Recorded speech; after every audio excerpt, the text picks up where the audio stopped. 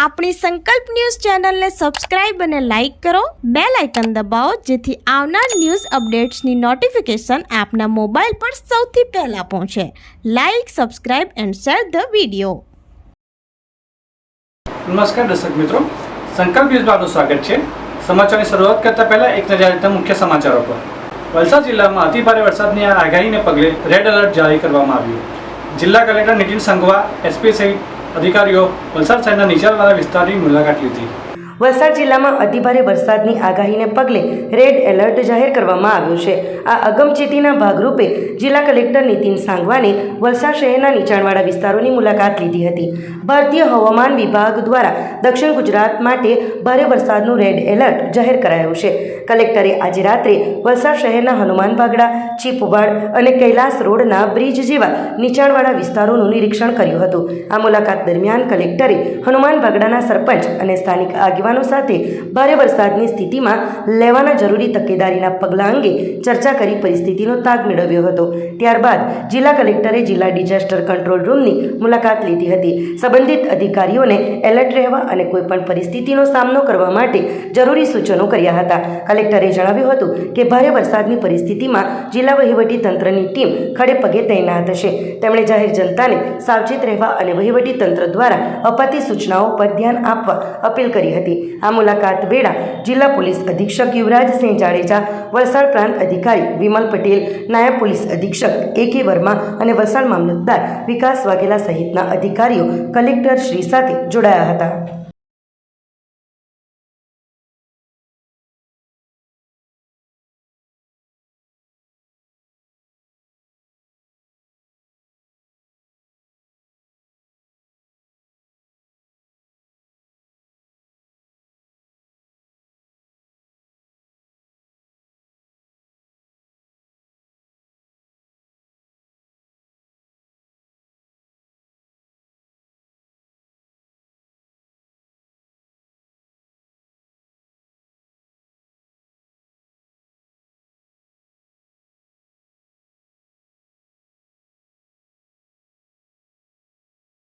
અત્યારે આપ બધાને ખબર છે કે અત્યારે આપણા જિલ્લામાં રેડ એલર્ટ જાહેર થયેલું છે અને આજે પણ રેડ એલર્ટ છે.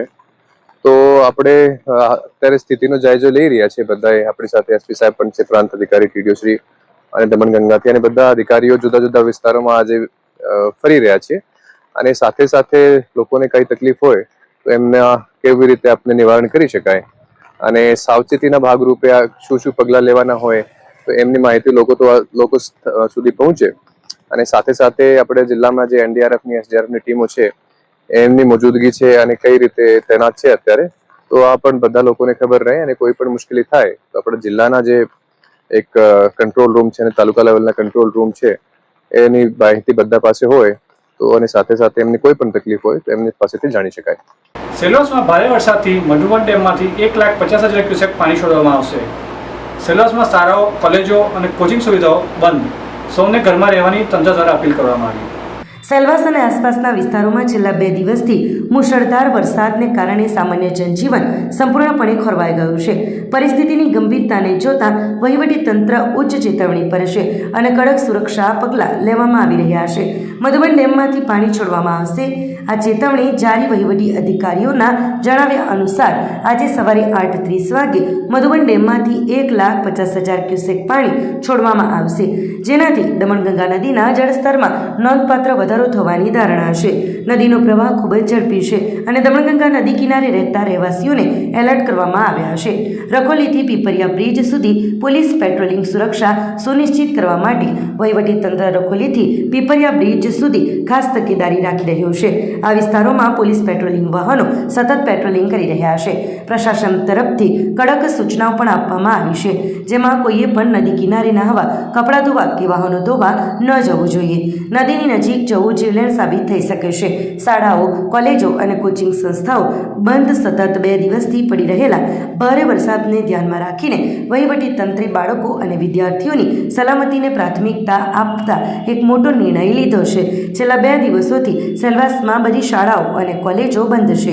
વધુમાં તમામ ખાનગી કોચિંગ અને ટ્યુશન વર્ગો સંપૂર્ણપણે બંધ કરવાના આદેશો જારી કરવામાં આવ્યા છે. સાથે જ જાહેર જનતાને અપીલ પણ કરવામાં આવી છે. ઘરે સુરક્ષિત રહો. પ્રશાસન દ્વારા સામાન્ય લોકોને હવામાનની સ્થિતિને ધ્યાનમાં રાખીને સાવચેતી રાખવાની અપીલ પણ કરવામાં આવી છે.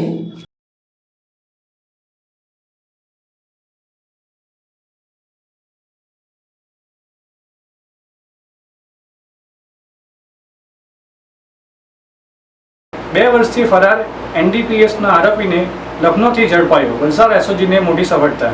વલસાડ રૂરલ પોલીસ સ્ટેશનમાં નોંધાયેલા એનડીપીએસ એક્ટના ગુનામાં છેલ્લા 2 વર્ષથી ફરાર રહેલા આરોપીને વલસાડ સ્પેશિયલ ઓપરેશન ગ્રુપ ઉત્તર પ્રદેશના લખનૌ ખાતેથી ઝડપી પાડી મહત્વની સફળતા મેળવી છે.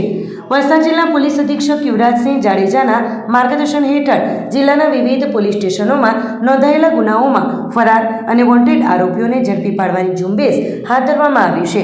જે અંતર્ગત એસઓજીના પોલીસ ઇન્સ્પેક્ટર ડીડી પરમારના માર્ગદર્શન હેઠળ પોલીસ સબ ઇન્સ્પેક્ટર SR સુસલાદી અને તેમની ટીમ તપાસમાં જોડાઈ હતી. તપાસ દરમિયાન એસઓજીની ટીમને મળેલી બાતમીના આધારે વલસાડ રૂરલ પોલીસ સ્ટેશનમાં નોંધાયેલા ગુનો નંબર 853/2024 હેઠળ એનડીપીએસ એક્ટની કલમ 8C, 21C અને 29 મુજબ છેલ્લા 2 વર્ષથી ફરાર રહેલા શૈલેષ રામ નિરંજન તિવારી ઉંમર વર્ષ 30ને ઉત્તર પ્રદેશના લખનૌ શહેરમાંથી ઝડપી પાડવામાં આવ્યો હતો.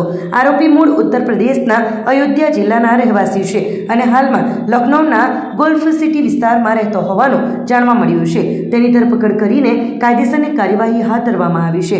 આ સમગ્ર કામગીરી પોલીસ ઇન્સ્પેક્ટર ડીડી પરમારના માર્ગદર્શન હેઠળ પોલીસ સબ ઇન્સ્પેક્ટર SR સુસલાદીની એસઓજીની ટીમે સંયુક્ત રીતે સફળતાપૂર્વક પાર પાડી હતી.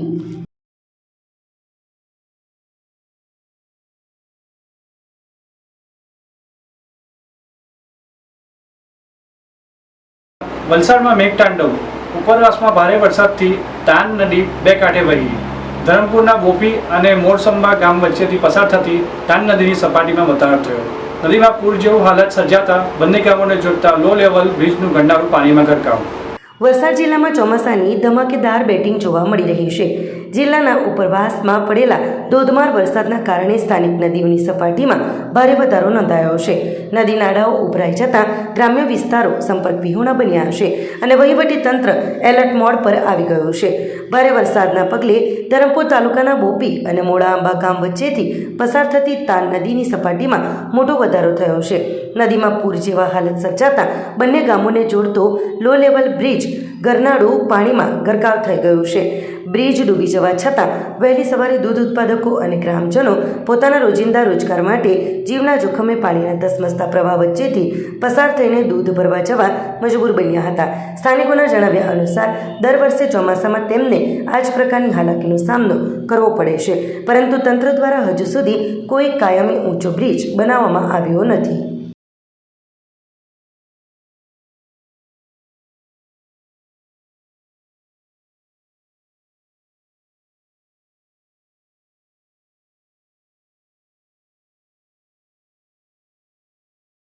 પારડી પોળિયારમાં જીવદયા ગ્રુપે 8 ફૂટ લાંબા અજગરને નેટમાંથી કાઢી રેસ્ક્યુ કર્યું. પારડીના પોણિયા નવા ફળિયામાં રહેતા ભાવેશભાઈ પટેલના ઘરના વાડામાં એક 8 ફૂટ લાંબો અજગર નેટમાં ફસાઈ ગયો હતો, જેની જાણ તેમણે જીવદયા ગ્રુપના પ્રમુખ અલી અંસારીને કરી હતી. ત્યારબાદ જીવદયા ગ્રુપના સભ્યો યાસીન મુલતાની અને ઋષિ ઠાકુર ઘટના સ્થળે પહોંચી ગયા હતા અને શાંતિ રાખતા એ અજગર સાપને નેટમાંથી કાઢીને રેસ્ક્યુ કર્યું હતું. ત્યારબાદ એ અજગર સાપને જંગલ વિસ્તારમાં મુક્ત કરવામાં આવ્યો હતો.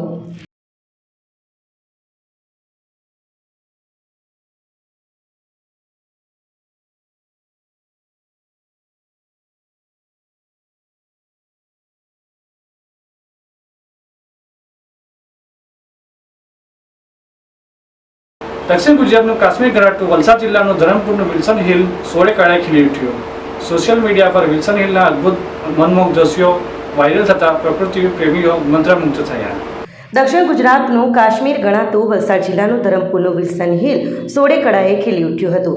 જ્યારે સોશિયલ મીડિયા પર વિલ્સન હિલના અદ્ભુત મનમોહક દ્રશ્યો વાયરલ થતાં પ્રકૃતિ પ્રેમીઓ મંત્રમુગ્ધ થઈ ગયા હતા.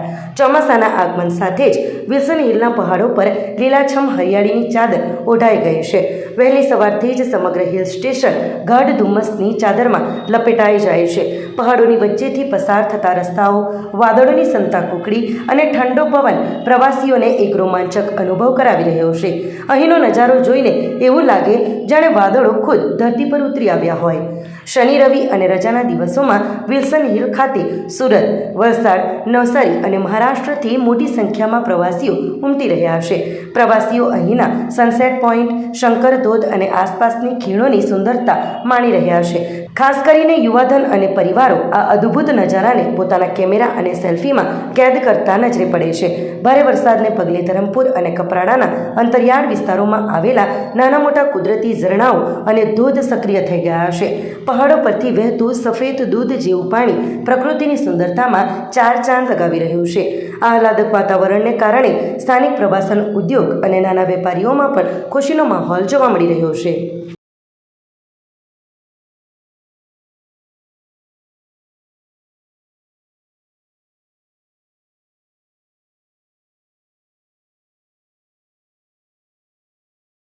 તો આ હતા આજના સમાચાર.